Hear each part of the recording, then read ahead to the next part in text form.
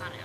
Kekuatan dari G20 ini adalah mereka mewakili 80% dari GDP dunia, kemudian 70% dari perdagangan internasional, kemudian 2/3 penduduk bumi dan 60% daratan dunia. Kita adalah simbol-simbol yang mempersatukan itu semua. Jadi ini yang manfaat geoekonomi, geopolitik, geostrategis bagi Indonesia dan juga bagi kita sendiri. Ini merupakan suatu bukti ya bahwa kita yang sudah pernah babak belur akibat COVID-19, kita berusaha 4 tahun bertahan dan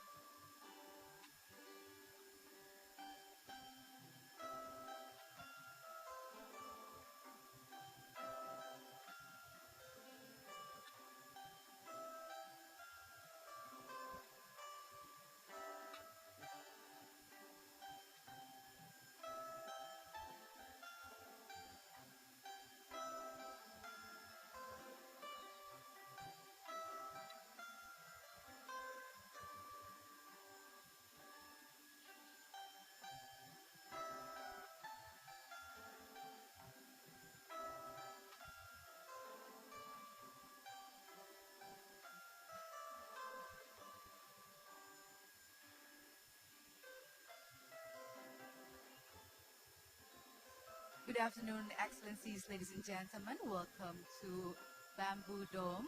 We would like to invite you to take your seats. And to all media officers, please leave the room to allow the luncheon to be started. Once again, we would like to invite all heads of delegations to be seated, and to all media officers, securities, and liaison officers to please leave the room. Thank you.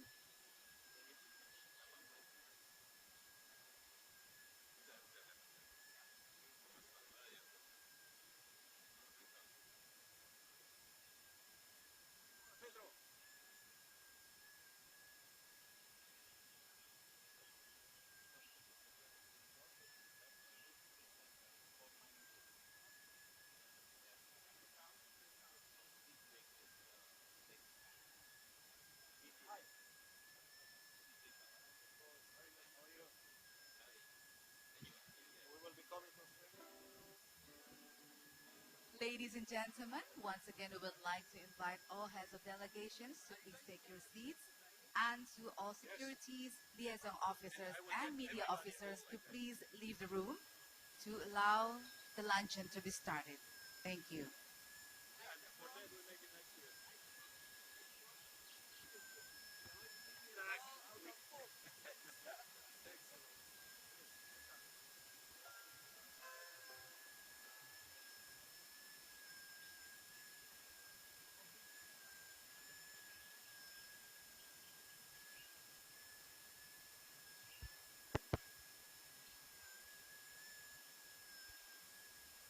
Excellencies, distinguished G20 leaders, welcome to this luncheon. At this lunch, I have two guests that I wish to invite to speak. First,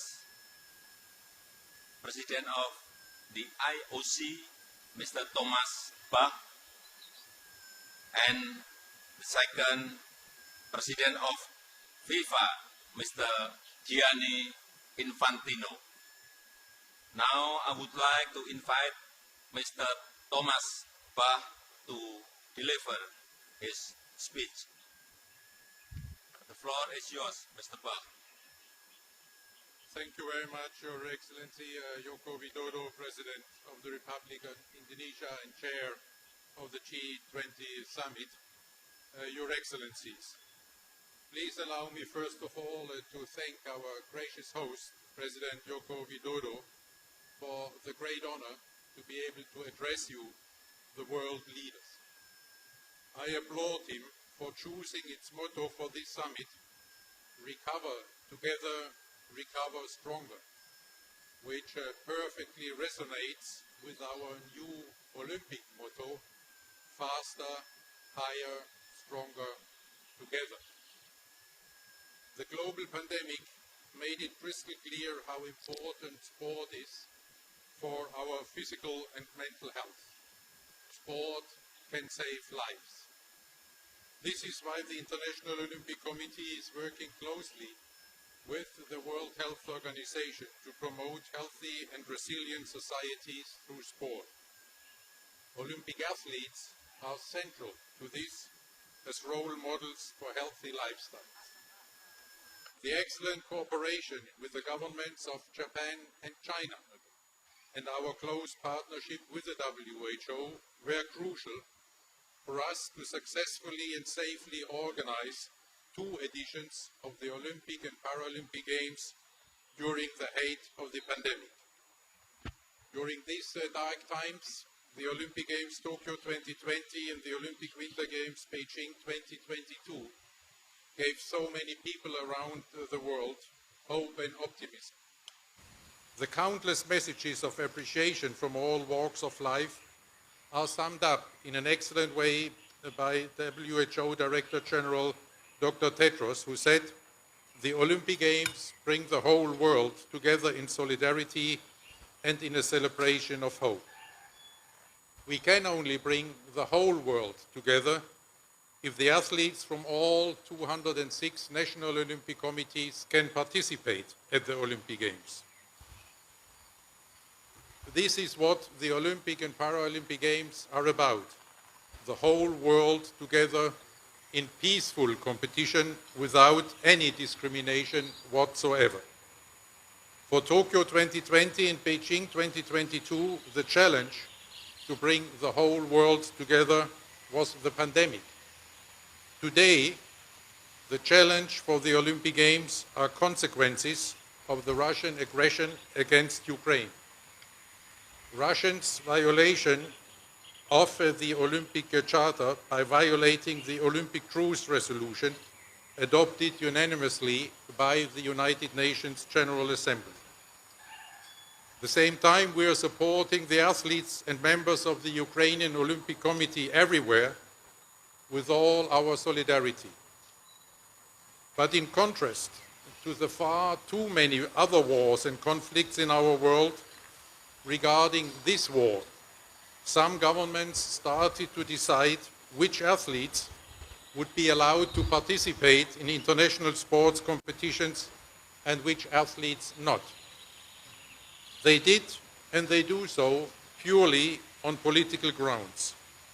They want to decide which athlete can now qualify and finally compete at the Olympic Games Paris 2024. If sport becomes, in this way, just another tool to achieve political goals, international sport will fall apart.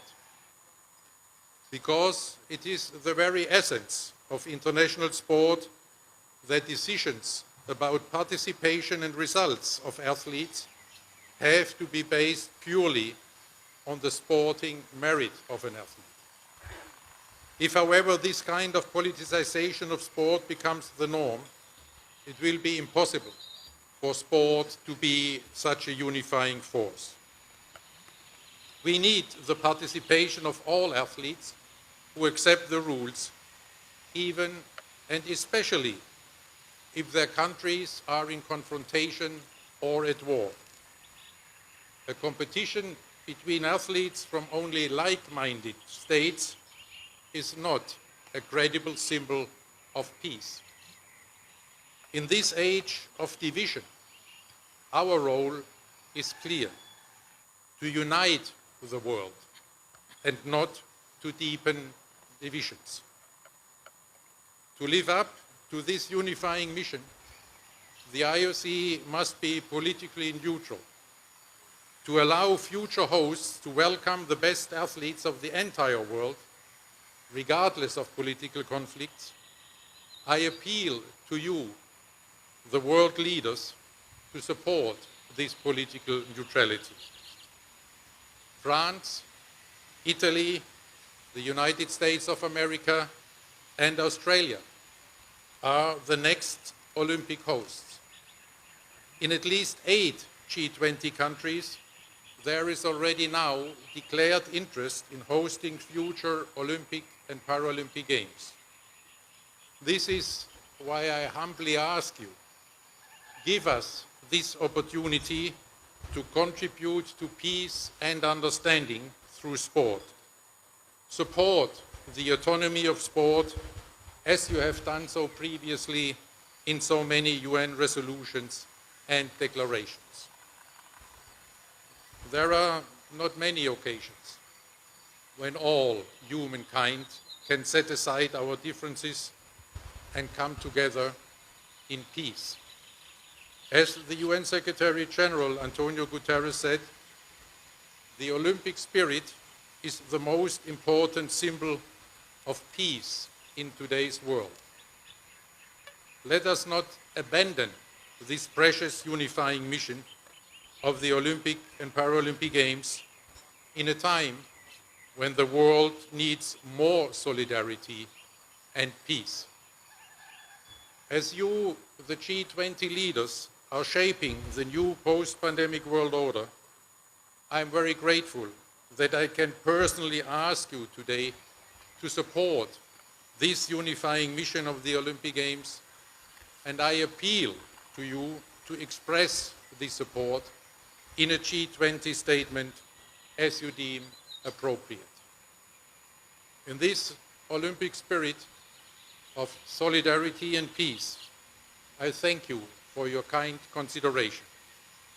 I reiterate the call to you, the world leaders, that I made already at the opening and closing ceremonies of the Olympic Winter Games 2022. Give peace a chance. Thank you very much. Thank you very much, Mr. Thomas Bach. Our second speaker is Mr. Gianni Infantino, the President of FIFA. Mr. Infantino, the time is yours.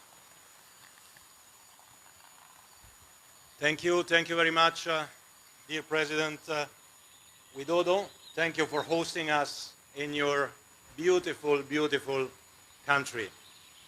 Dear President, dear heads of states and governments, dear delegates, dear friends, I want to speak to you about the one topic which I believe all of you here will agree on. Football. Football is truly unique, and football unites the world. FIFA is an organization of 211 countries, more than the United Nations, and we bring football to the world. Last month we were in India for the girls under-17 World Cup, which Spain won. Next year we will return to Indonesia for the boys under-20 World Cup. And we unite the world through football. We encourage countries to come together to co-host events and World Cups. As such, next year we will be in Australia and New Zealand for the Women's World Cup. And then Canada, Mexico, and United States for the Men's World Cup in 2026. But coming to the present, in 5 days' time, the 2022 FIFA World Cup will kick off in Qatar. It is the first major tournament after the pandemic.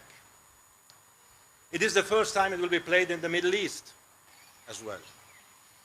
And I can assure you that Qatar and FIFA have prepared everything to ensure everyone is welcome for a big celebration, and you are obviously all most welcome. And it must be said as well that Qatar made significant reforms over the last few years, also thanks to the World Cup. As a consequence of that, for example, hundreds of thousands of workers enjoy better conditions than some years ago. So 3 million fans will fill the stadiums, and 5 billion people, more than half of the world population, will watch the games on TV. Entire countries will come to a standstill. Now, dear leaders, you are, of course, representing the largest economies in the world.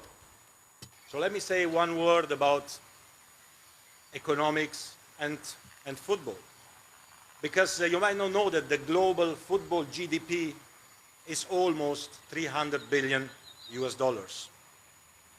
And whilst 90% of the fan base of football is outside of Europe, 70% of this global football GDP is produced within Europe. So just imagine the potential for the global economy if the rest of the world would produce even half of what Europe generates in relative terms, and its impact on their respective GDPs all over the world. This would add another 200 or 300 billion in global football GDP. It would add 3 to 4 million jobs for a global football GDP of $500 billion or more US, and this would contribute certainly to narrowing the income gap and growing global wealth, which are yours and also FIFA's priorities. But of course, football is, as you all know, much more than just an economy. Football is also much more than just a sport. It has a huge social impact. You all know what football means to your people, to your countries.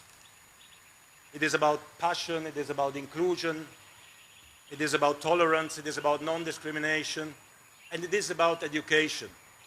Football is an investment in our children for our future. And football, of course, as sports, unites the world. And because football unites the World Cup is an occasion to bring people together in peace, enjoy something deeply needed in the turbulent times we live in. 7 months ago in Doha, at the occasion of the World Cup draw, when the world was watching, I made a plea for peace on behalf of the global football community. Today, 5 days before the start of that World Cup, I reiterate that plea. Football is a force for good. Of course, we are not naive to believe that football can solve the world's problems. For this, you are there. We know that our main focus as a sports organization is and should be sports. But because football unites the world, this particular World Cup, with 5 billion people watching it, can be the trigger for a positive gesture, for a sign or a message of hope. Dear leaders, Russia hosted the last World Cup in 2018. Ukraine is bidding to host the World Cup in 2030. Maybe that the current World Cup starting in 5 days can really be that positive trigger. So my plea to all of you is to think on a temporary ceasefire for 1 month for the duration of the World Cup, or at least the implementation of some humanitarian corridors or anything that could lead to the resumption of dialogue as a first step to peace. You are the world leaders. You have the ability to influence the course of history. Football and the World Cup are offering you and the world a unique platform of unity and peace all over the world. So let's take this opportunity to do everything we can to start putting an end to all conflicts. Thank you very much. And this is the official ball of the World Cup. Every one of you will receive such a ball with your name on it, so make sure you get it. And in the meantime, if you don't mind, I would like to ask everyone to sign maybe this particular ball, and then together with President Widodo we can decide what we do with it. Thank you for your attention, and have a great day, and thank you for everything. Thank you.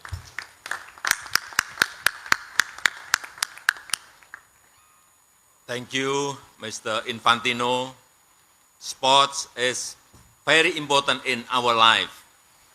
Through sports, not only we become healthy, we also feel happier. I must stop here. Well, enjoy your lunch.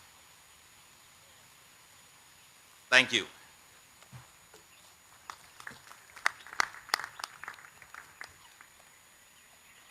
Good. You can start from here to sign it.